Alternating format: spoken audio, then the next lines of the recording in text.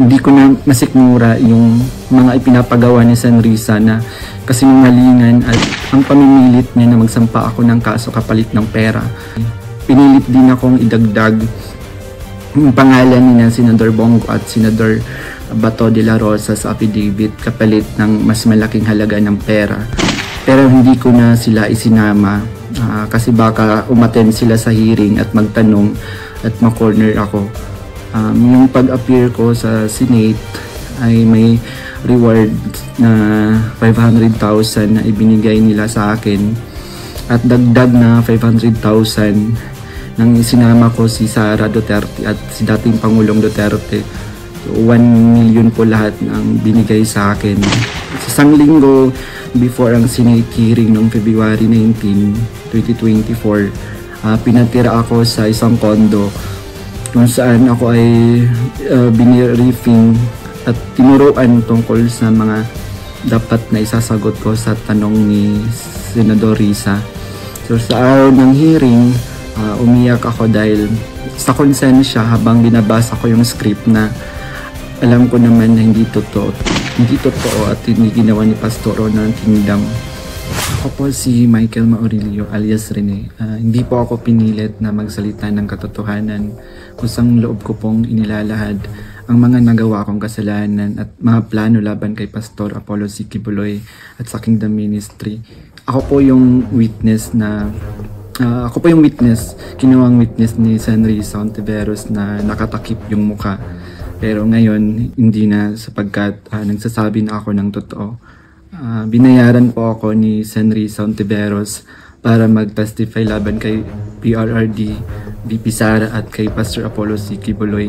Lahat ng sinabi ko at kasama ko doon na nag-witness sa Senado ay ginawa lamang ni Senrisa upang papagsakin si Pastor at ang buong kingdom at kunin ang kanilang mga ari-arian. Ngayon po ay hinahanap at tinatakot ako ni Senrisa. Ako po ay dating full-time worker ng Kingdom of Jesus Christ na pinamumunuan ni Pastor Apollo Quiboloy. Na-convert ako noong 2015 at naging full-time noong 2019 kung saan na-assign po ako sa Glory Mountain sa Davao City. Lumabas po ako ng 2021, ngunit nagpaalam po ako ng maayos at pinayagan naman ako ng Kingdom dahil may balak po akong bumalik pagkatapos ng ilang taon.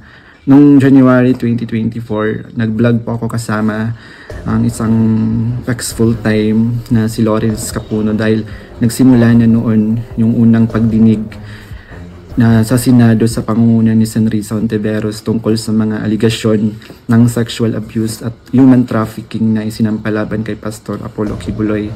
Sa vlog na yun, pinasinungalingan namin yung mga claim ni Glenda Portugal alias Amanda at nung iba pa na pawang kasinungalingan lahat. Noong February 2024, kinontak ako ng isang ex-full-time na si Shishir Bandari at inalok na maging witness sa Senate investigation ni Senador Risa kapalit ng financial assistance. Pumayag ako dahil sa panahon din yun, nangangailangan din ako ng pera. Binigyan ako ni Shishir ng email ng opisina ni Senrisa upang magpadala ng formal na email kahit anong aking sabihin daw. Sabi niya kapag nakipag-usap ako sa kanila, sabihin ko lamang na taga-kingdom ako at lumabas na sa ministry at dagdag ko daw na sinasaktan ako ni Pastor. So sa aking email, sinabi ko doon na galing ako sa kingdom at lumabas noong 2021. Ilang araw pagkatapos noon, kinontak ako ng isang staff ni Senrisa na si Fiona upang makipag-meet sa akin through video call. Sa pag-meeting namin kay Attorney J. Becama, Chief of Staff ni Sen. Ontiveros, pinagawa ako ng affidavit tungkol sa mga gawain ko sa loob ng kingdom, mga transaction at operation na kinasangkutan ko. Ang isinulat ko doon ay pawang mga personal kong experience lamang at wala akong binanggit na pananakit, sexual abuse o human trafficking sa aking salaysay. Matapos kong ibigay yung affidavit, muli kaming nag-meet ni Attorney Becama. Pagkaraan ng 2 araw, binigyan niya ako ng revised affidavit na naglalaman na ng mga karagdagang aligasyon ng pananakit ni Pastor na hindi ko naman naranasan o nakita. Kasama rin dito yung maling pahayag na ako daw ay na-assign sa SMNA News kahit hindi totoo dahil ako ay nasa Glory Mountain mula 2019 hanggang 2021. Nandun din yung aligasyon na sa di umano ay nasaksihan ko tungkol sa mga baril na sangkot sina Sara Duterte at dating Pangulong Rodrigo Duterte na hindi naman totoo dahil wala naman akong nasaksihan na ganoong pangyayari. Pinilit din akong idagdag yung pangalan ni Senador Bongo at Senador Bato de la Rosa sa affidavit kapalit ng mas malaking halaga ng pera. Pero hindi ko na sila isinama kasi baka umattend sila sa hearing at magtanong at ma-corner ako. Yung pag-appear ko sa Senate ay may reward na 500,000 na ibinigay nila sa akin at dagdag na 500,000 nang isinama ko si Sara Duterte at si dating Pangulong Duterte. So 1 million po lahat ng binigay sa akin. Isang linggo before ang Senate hearing noong February 19, 2024, pinatira ako sa isang kondo kung saan ako ay biniriefing at tinuruan tungkol sa mga dapat na isasagot ko sa tanong ni Senador Risa. So sa araw ng hearing, umiyak ako dahil sa konsensya habang binabasa ko yung script na alam ko naman na hindi totoo at hindi ginawa ni Pastoro ng Kingdom. Pagkatapos ng hearing, tinago ako ni Sen Risa sa kanyang kondo sa Manila at inutusan na maghanap pa ng ibang pwedeng maging witness kapalit ng pera dahil may mga susunod pang hearing. Sa buong taon ng 2024, nanirahan ako sa kondo ni Sen Risa at nung January 2025, lumipat ako pansamantala sa isang safe house kung saan nakasama ko doon sina Mutabato at iba pang mga biktima ng extrajudicial killings. So sa bawat research o information na aking naibibigay sa Senado, nakakatanggap ako ng rewards na 12,000 na ibinibigay ni Sen Risa sa pamamagitan ng kanyang staff na si Sir Ryan.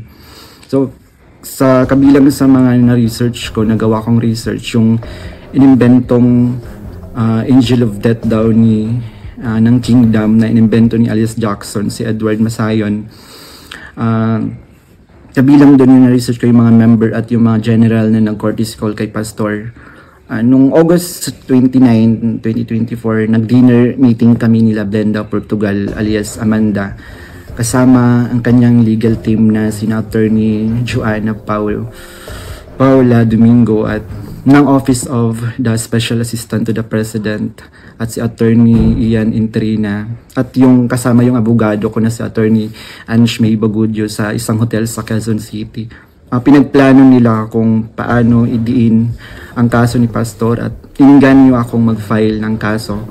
Sabi ni Attorney Domingo na mas maganda mag-focus kami sa human trafficking dahil mahina ang kaso sa sexual abuse. Sabi pa ni Attorney Domingo na matalik siya na kaibigan ni Attorney Pearl Angelica Canada na dating abogado ng Kingdom at dating namuno sa Jose Maria College. Ayon sabi ni Attorney Domingo, sabi sa kanya ni Pearl na umalis na sila sa Kingdom at alagaan mo daw si Amanda at siya na ang humawak ng kaso laban kay Pastor. Kasamang kanyang kapatid na si Attorney Lady Jade Canada at si Shishir Bandari sa US na nabanggit ko na kumontak sa akin upang siraan si Pastor. Dagdag pa ni Attorney Domingo na gumagamit sila ng private jet mula kay SAP Secretary Antonio Lagdameo papuntang Davao para sa kaso ni alias Amanda dahil sabi ni Attorney Domingo ito ay para sa seguridad nila sapagkat may natatanggap daw silang security threat. Noong mga panahong iyon, nagkaroon din kami ng pag-uusap ni alias Amanda, si Blenda Portugal, kung saan tinanong ko siya tungkol sa kalagayan ng kanyang kaso sa sexual abuse at human trafficking.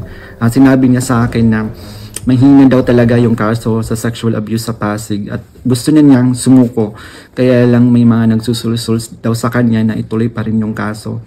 Nakiusap niya lang siya sa akin na tulungan ko siya maging witness sa kanyang kaso sa human trafficking at nanghingi pa siya ng ebidensya kung meron daw akong naipon or naitago ng mga patunay sa sexual abuse. So, ipiniliwanag ko sa kanya na wala akong ebidensya dahil hindi ako kasama sa mga pangyayaring iyon dahil nagsimula lamang ako bilang full-time noong 2019 at hindi rin ako biktima ni Pastor kaya wala akong maibibigay na ebidensya. Tinabi ni alias Amanda na mag-focus na lang ako sa human trafficking at maghanap ng mga ebidensya kung mayroon pa akong naitatagong impormasyon. Sinabi ko sa kanya na maghahanap ako ngunit wala talaga akong ebidensya dahil hindi naman talaga totoo ang mga aligasyon. Sabi ni Attorney Domingo na hinahanapan daw nila ng butas upang makasuhan at madisbar si Attorney Israelito Torion upang mawala na daw ito dahil sabi niya magaling daw ito. So sa panahon ng KOG Sage sa Davao City noong August 24 hanggang September 8, 2024, everyday kaming nagmi-meeting kasama yung mga staff ni Senrisa, yung PNP, CIDG, nandun yung US Embassy, yung NBI, ang Department of Justice at yung mga tumiwalag sa kingdom mula sa Amerika na sina Ann Lagerder at Arlene Stone. Pinag-uusapan ang plano kung paano ma-extradite o ma-extraordinary rendition si Pastor sa US at paano pabagsakin ng kingdom. Ang pangunahing pinag-uusapan mga meeting ay ang plano sakaling mahuli si Pastor ay ang plano ay agad siyang extradite sa US at bawiin ang kaso na isinampa ni alias Amanda upang mapabilis ang extradition ni Pastor kapag siya ay nahuli. Subalit, hindi ito natuloy dahil sa pag-aalala sa US na maaaring manalo si Donald Trump sa panahong iyon na nagdulot ng paghina ng kanilang connection sa gobyerno ng US. So dahil dito, nang mahuli si Pastor, wala na silang pagkakataon na ma-extradite siya. Kaya naman nagutos si Senrisa Tiveros sa amin na labanan ang kaso dito sa Pilipinas laban kay Pastor at sa lahat ng mga administrator ng kingdom upang tuluyang pabagsakin ng kingdom. So tinatanong kami ng paulit-ulit kung may alam kami tungkol sa isang bunker daw nung panahon ng KOG Sage dahil kapag nahanap daw nila si Pastor, babahan ng pera at may bahagi kami doon.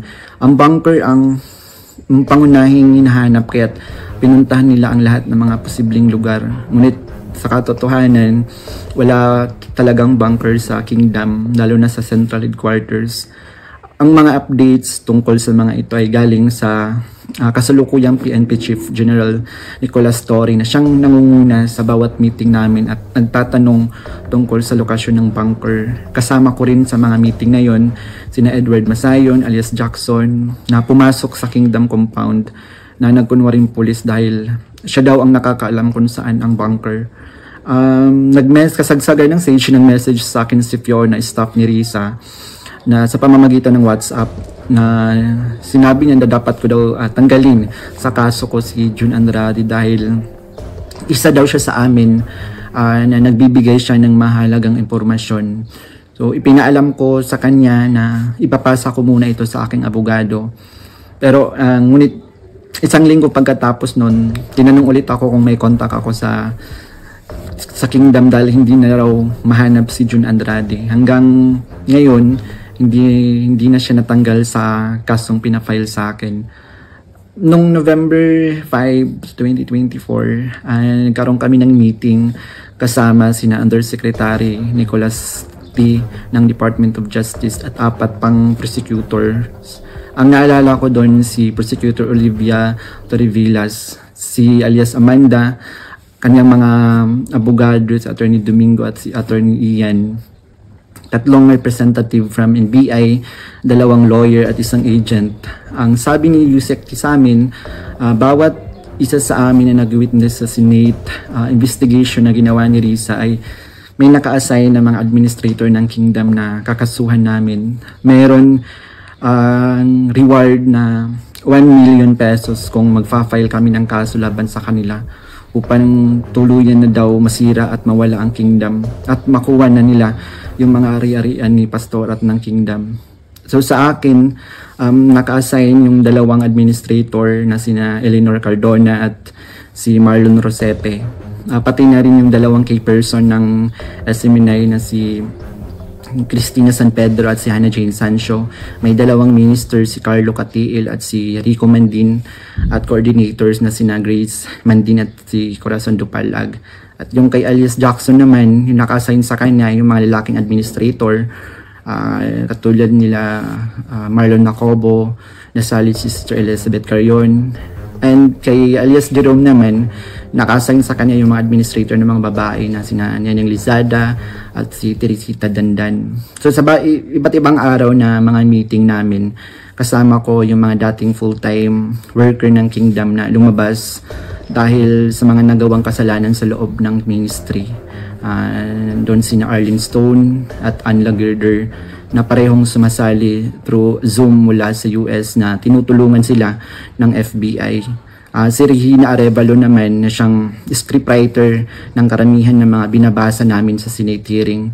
Pati na rin yung mga kasama kong mga fake witness na sina Tirao alias David, si Edward Masayon alias Jackson, si Juar Olimba alias Jerome, si Renita Hernandez, si Glenda Portugal alias Amanda, at kasama yung Chief of Staff ng Office ni San Risa na si Attorney J. Becama, at yung staff na si Fiona at si Faye. So hanggang sa ngayon, paggawa ko ng affidavit, patuloy ang surveillance at mga planong raid sa mga ari-arian ng Kingdom, kabilang ang mga Kingdom Light Congregation sa iba't ibang bahagi ng Pilipinas, yung SMNI building sa Makati, yung KOG Central Headquarters sa Davao. Bukod dito, tinatarget din yung mga anak ng mga full-time Morocco workers bilang mga biktima daw ng human trafficking at child abuse. Ngayon po ay lumalabas ako upang ilahad ang katotohanan na ang lahat ng ito ay gawa-gawang kaso at plano lamang pabagsakin si pastor at ang buong Kingdom Ministry at kunin ang kanilang mga ari-arian. Hindi ko na masikmura yung mga ipinapagawa ni San Risa na kasinungalingan at ang pamimilit niya na magsampa ako ng kaso kapalit ng pera. Wala pong ginawang mali si pastor sa akin. Puro kabutihan ang aking naranasan habang nasa loob pa ng Kingdom. Lahat ng ito, sinabi ko ay upang ipagtanggol ang katotohanan kahit nakakatakot dahil sa mga malalaking tao yung sangkot. Pero ito na yung panahon upang tumindig para sa katotohanan at humihingi ako ng tawad sa Kingdom family, lalo na kay Pastor Apollo Kibuloy sa mga nagawa kong mali at kasinungalingan.